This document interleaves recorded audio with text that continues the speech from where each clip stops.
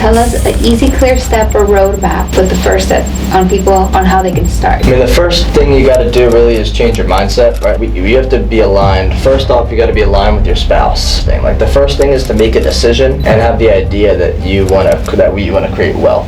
And so you have to be aligned on that first, because if you start talking about trusts and wills and where money's going and this, and you don't have a lot of stuff, and you don't think you're going to have a lot of stuff, then it's a waste of time, to be honest. Most trust and estate attorneys don't know anything about money.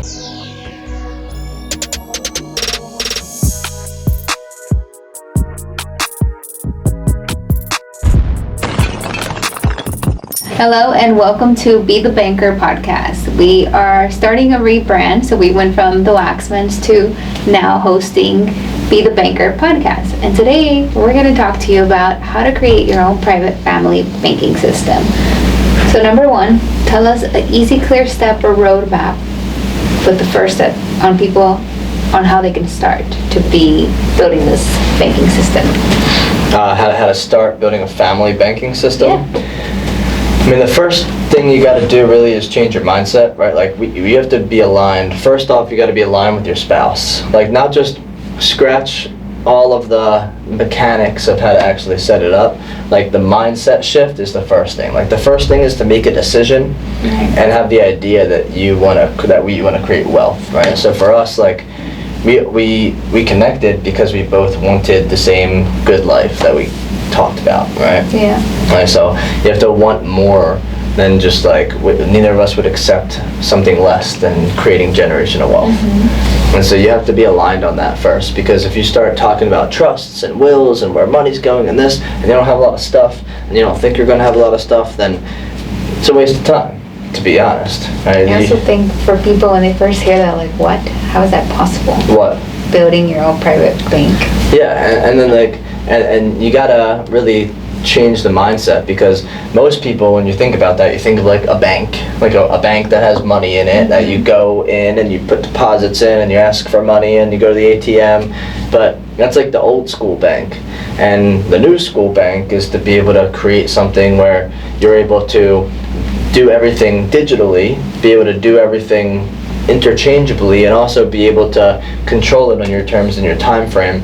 But you have to actually care about legacy, right? Like I know a guy, we know this guy coaches with our coach, but like he has dozens of grandchildren and like 8 kids or something like that, and he just does not care about creating wealth for his family. Yeah. So he's like, well, I had to work hard, so they're gonna have to work hard.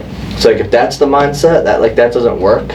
You have to have the right mindset. You have to care. You have to want to be the one in your family that changes it, that breaks the generational curse. Or what do you say? Like what on that side of things? Like both of us want to like not be like our parents and like change that. What's that for you? Well, I would say first, like when you hear build your bank or become your own banker, it's like how or why would anybody want to do that? So I think first the meaning to me of becoming your own banker is like really having control of our finances, our money, knowing where every dollar goes, knowing that every dollar is going to be put to work. So I think that's very important. And then my family has no idea about this, which is another reason why I fell in love with it and teaching and educating people about this concept, because if my family doesn't know, there's so many more people out there that have no idea it exists. The part about the controlling your money, so many people think that if you put $100 in the bank, then you walk outside and you open up your Chase app, you have $100 in your app, then you can go to the ATM right down the street and take out $50. So like you do control your money. But is that really the truth? And the reality is you're signing away the rights to that money as soon as you deposit in the bank, and they're lending it back to you, is what's really happening. Now they have control of your money. They're lending you your money back even though you don't realize it, charging you a fee called your monthly service fee, that if you keep enough money with them, they won't care, they'll waive it. Right? But if you don't put enough money in, you don't deposit 5 times a month or whatever their stupid rules are, then they charge you $16. Yeah. And that's the cost for you keeping your money with them. Do you think other people think like how I thought, where my bank was physically sitting in the bank? Your money was sitting and in nobody the bank. else was touching it? Your money. You said your bank was sitting in the bank. Or my Your money was sitting in the bank and no one else was touching. Because that's why I literally Nicole thought that That's what he I should thought. work with us. But I thought if I deposit 10,000, it's in my vault somewhere and it's Like, safe. but where? I don't know, now I guess it's thin air. Like, you think like all there's millions of people that go to the Chase Bank on the corner of 1450 Brickell Avenue where we live, right? Like, you think everyone that goes to that bank has a special vault? Well, what I happens? used to think that. Well, what would happen if you went from Texas and you went to Chase at Texas and then you came to Chase in Miami? How, when you go to the ATM in Miami, how do they get your money? I get it, but now I thought at that time they just transfer it. But what really stuck out to me is the fact that they are making money off our money that's sitting there. So they get to charge interest to other people depending on what we have. Plus they multiply it. Yeah. They don't even have your money. You're right, they don't. They don't even have your money. All right, and so for us, creating a family banking system is about creating something we own and we control. And when we say that, we mean that we set the terms, we set the time frame, we set the rules, we set all of that. Yeah. And so you really, that's where a trust comes in, and creating a dynasty trust and studying the Rockefellers and just doing exactly what they did. I love saying this one thing to everyone because it puts it into perspective, which is imagine in the future that your family, your children, your grandchildren never ever have to go to a bank to ask for a loan. Right. Instead, they come to the bank of Waxmans. For example, our family bank for when they need to go Or buy a insert car. your last name here. Insert your last name, bank of your last name. When they need to go buy a car, when they want to start a business, when they want to go to school in the future, Yeah. they're not going to go to a traditional bank out there so they can give their money and they Right. make interest on your family. Correct. Now they're going to come to us and the money's going to stay within our banking Yeah, it's like a system. private ecosystem. Yeah, so I love saying that example because our mentors have done that. They've proven that. Correct. So it's been proved. Yeah, I mean, just shout out to Jason Lowe too, because he's probably the one. He's the one that's created it the best up to this point, right? We'll do it better. But yes, The Stearns. and the Stearns, and Nelson Nash himself, of course. Like Jason's is way more structured. Like Nelson Nash did all the stuff, didn't have as much structure, even though he was the creator of it all. Like Jason has rules, and I learned a lot from watching his videos to help us create ours, because once you reach a level of having now in 2026 $30 million married, $15 million single, then you have an estate tax issue where every dollar above that threshold is taxed at $40% to your family. And so most people don't think about that. Now, if you don't have an estate tax issue, well, then don't worry about this part of it, but you still need to create a family banking system for what you were talking about. Like, people are going to still need to buy cars and homes and normal shit all the time, and instead of how cool would it be when you're like, when I was 20, like how cool would it have been when I was 20, I was like, I need to borrow $200,000 from the family bank so I can buy Lee's Hoagie House, and instead of having to go into debt and raise money and go into and deal with all this interest and horrible situations and all these people yelling at me and doing all this stuff all the time and suing me, a couple of them, how cool would it have been if I could borrow from my family bank and they would give me a reprieve? They would be able to say, hey, here's the money. You don't have to go try to find all this extra money that we want to grow and hire new people and scale and get new materials and new office. We can just say, hey, I can pitch our family board of directors, right? And so you gotta have that situation set up. A good question would be like, when should you actually start thinking about this?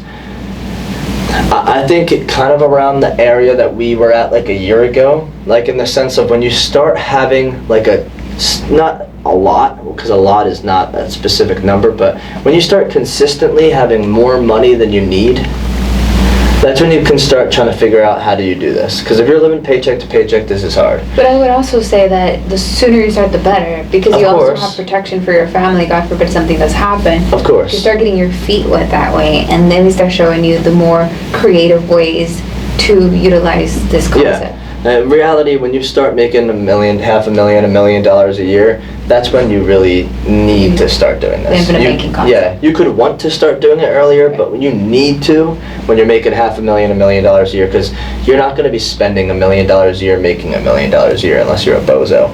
You're probably going to be spending 30, 40, 50 grand a month. You're going to be spending 300, 400, 500 grand a year on your family and probably taking a couple extra vacations and buying a couple extra cars and stuff like that. But when you're done, you're still going to have $500,000 left over. So what should you do with that? You should be the banker, right? You should lend it out. And so for us, we just got our business valued last year at just under $7 million.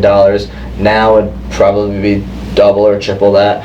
We have $23 million, I believe, somewhere around there, of death benefit between our family. You know, we're starting to have, if you take 23 and 7, that's $30 million. Like we're gonna have an estate tax issue. And so when you start having that, you need to do this stuff. And so many people, like Grant Cardone always says, well, my real estate is my life insurance. And he's valid in saying that.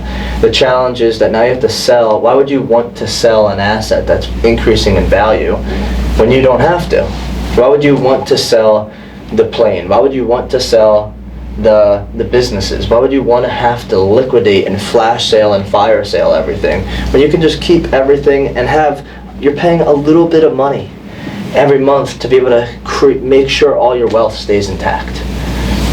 And so, you know, that's when I started getting really into this, and we started really working on how do we actually do this, and started practicing it. And now a couple years later, we have a lot of it figured out, and our finishing touches are being put on our irrevocable life insurance trust right now. And so going back to us setting it up, why is it important to know who you start setting it up with? You mean in terms of A professional. trust and estate attorney, or us, like insurance like the agent? beginning, number one step of creating your private Yeah, it's like family find a financial professional that you trust and that understands this, because a lot of people will say they understand it. You need to find an honest person, which is kind of hard. I was find. kind of hard. Yeah, like Everyone's just trying to make money. make it fast. Yeah, but if you genuinely, like, you need to go, like, most trust and estate attorneys don't know anything about money. Like, that's why I love Philka, because Philka Forkin is our trust and estate attorney. The reason I love him is because he was at New York Life. He worked with high net worth individuals. He knows what we're looking to do. Most trust and estate attorneys, most attorneys in general, just went to school and got a degree, and they studied a textbook. And just because the textbook says something, they change all the time. Yeah. But I would say number one is finding somebody who's an infinite banking practitioner, Of course. who's authorized to design policies the right way. And if they mention anything about IULs, Index Universal Life Policies, and infinite banking together, that's a red flag. Yeah, a VUL or an IUL, independent, not for legacy purposes, not for infinite banking, is not a horrible situation if it's structured properly and if you keep it for the long term. But you will have so much more wealth if you use a life insurance, a whole life policy properly every single month for the rest of your life than you ever could. We run into this all the time. Yeah. You know, and so it just comes down to that. Like, when did you start? And I was going to go back to knowing who you work with, because with us, for example, we have a team that's around us, like the CPA, trust and estate person, so you don't have to go and figure out everything out. So if you start with somebody, for example, us that has a team around, we're going to set you up from number one is this policy right for you? Is it designed the right way? Then what comes next? Then what comes next? And we always keep building that relationship with you to make sure that the family banking system is being built the right way. Yeah, you need someone to guide you. You can't just like build wealth by yourself and try to figure it out. Like, you don't have to do that. I mean, we have a CPA, we have trust and estate attorneys, we have just an acquisition specialist, we have all the people, the real estate investor, like we have all the people that we need to put the family office style together. It just comes down to being able to have the right people. Most CPAs, most financial advisors, most trust and estate attorneys, most people with the big degrees are the ones that don't know the most. Maybe they know the most in their head, but they don't apply the most and do the best thing for the clients. Yeah. So I wanted to read a little bit, if it's okay, from like our family banking system. Like, this is our trust, and I mean, I've been revising it for months because it's irrevocable, which means you cannot change it ever. Ever. It's locked. And we're gonna turn what we're gonna do in order. We started off talking about the order. Before I do that, you need to first make sure you find first change your mindset, then you need to find the professionals, not just financial, but all the professionals you need to put this thing together, like a family office, and we have a family office style that we work with as well. Then you need to be able to figure out all your finances, your assets, your liabilities, your income, your expenses, and then figure out your target. Like, what do you want to create? What is that?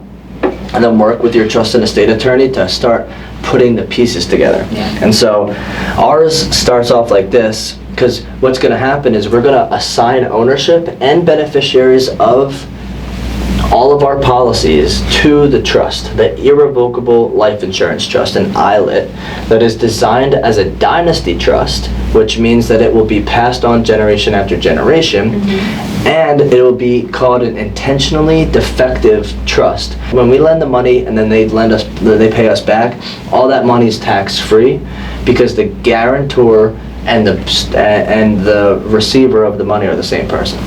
So ours starts off with the mission of the Waxman family is to build, preserve, steward, and compound multi-generational wealth that strengthens the family, expands human opportunity, and contributes meaningfully to the betterment of all mankind. Have you heard this before? Yes. The family seeks to create a lasting legacy grounded in stewardship, responsibility, entrepreneurship, education, faith, service, innovation, productivity, and conscious contribution to society. The purpose of the family's wealth is not merely personal consumption, but the creation of endurable systems, institutions, businesses, charitable initiatives, opportunities, and structures that positively impact future generations and humanity as a whole. The family intends to build a permanent multi-generational institution capable of preserving family capital, strengthening future generations, financing productive opportunities, and contributing meaningfully to society for generations to come. So like a couple little things it says is, the trust shall prioritize preservation of capital, long-term stability, liquidity, stewardship, disciplined governance. Our philosophy: capital deployments should generally be structured as loans, investments, or contractual arrangements rather than gifts. Repayment and stewardship are expected. Reasonable interest or return expectations should apply, and the trust should seek to preserve and grow its capital responsibly. All of the dollars are going to buy policies. It says universal life insurance, index universal life insurance, variable life insurance, and speculative insurance products are generally discouraged unless extraordinary legal, regulatory, or economic circumstances justify this deviation. Yeah, it's like all of the money should go into there, and then that we're using it for certain things, such as at approximately 18 years old or upon legal adulthood, beneficiaries may request trust support for higher education, charitable ventures, business formations, business acquisitions, coaching, mentorship, leadership development, certifications, apprenticeships, entrepreneurial education, spiritual development, or other productive developmental opportunities aligned with the family mission. Right? Meaningfully, basically that we can use it to help us better ourselves, grow more, build more, and be more successful. Okay, love that. That's great. And how long has it been taking us, so the listeners, viewers know, to build this out? To build it? Let me see when we started emailing about it. I'm gonna say a year ago? Maybe not fully a year. Or at least maybe 6 months ago. Yeah. You know what? Probably December. So 7 months now that we've been building it out. All right. Well, to summarize this and to start giving a clear roadmap, action steps for our listeners and viewers, what would you suggest? Yeah, I mean, I have a checklist. You know what? Let's put together, I have it in a Word doc. We also have the Rockefeller. The checklist, that's what I'm talking about, the Rockefeller checklist. We should put that, because we have the Rockefeller checklist, we need to make it a better ebook. Okay. Oh, we have the Rockefeller Cheat Sheet, Yeah. which is the Rockefeller check, so I'm already ahead of what I'm talking about. Yes. All right, So we already created what I was going to do. How can they receive that? So we're going to tell our marketing team to put the Rockefeller Cheat Sheet In the description caption. And also you of can the YouTube video. You can also DM us on our social media, Instagram, Yeah. Infinite Capital, We'll respond to you. Waxman, We look or at our page myself. every day. If you DM us, I think it's Trust, and it sends you the guide as well. Cool. Or you can just say, hey, can I get that Rockefeller thing? Yeah. And we'll send it to you. Yes. All right. So next steps, clear steps for them. So next steps are get your mindset in order, get your money in order, get your team in order, and then reach out to one of us. We won't charge anything to help mastermind about how to do a trust. We make money on the insurance side of things, and then we have a blueprint where we put all these pieces together that we can talk to you about too. But one of the biggest challenges is that a lot of people don't have a clear roadmap on how to get there, and they're trying to wing it, and they're working with a CPA over here and a trusted estate attorney here and family friend over here for insurance and a family friend for assets. You need a team to do it all, and so we put a whole family office team together with our private banking blueprint, and so you can reach out to one of us and we can work on that, but you need to put the team together, and then you need to start drafting it the way that you want to in your language, because once you change it, once you set it, you can't ever change it with an irrevocable life insurance trust. And then reach out to us at the very least, even if you go and do all these things, just say, hey, I did it, I'm taking the first step. I would love to hear all your successes. We enjoy learning about how you've been being successful implementing the things we talk about. Right. And if you want to come out to Miami, or you're in Miami, True. July 5th and 6th of 2026, so next month, we'll have our team here who's going to be speaking about how we'd be able to create wealth, and myself and Josh will be speaking about more in depth of how to really do this, how have we helped other families in the past as well, case scenarios, how to really put this in action, and the mechanics of how it all works. It's a great workshop to come and learn, so DM us for that, or you can go to our website, which is workshop.myinfinitecapital.com for that. Thank you. We've been going back and forth about this name for like a while, but we're just going to stick with Be the Banker podcast. It's what's on our mugs. Banks suck. We're just going to only have Bank Suck and Be the Banker. Those are the only things that we're going to have. Yeah. What happens if people do not create these private family banking systems? And you're going to lose all your wealth when you die. Right. So get your private family banking systems going. All right. Yes. Thank you for tuning in, listening, and watching.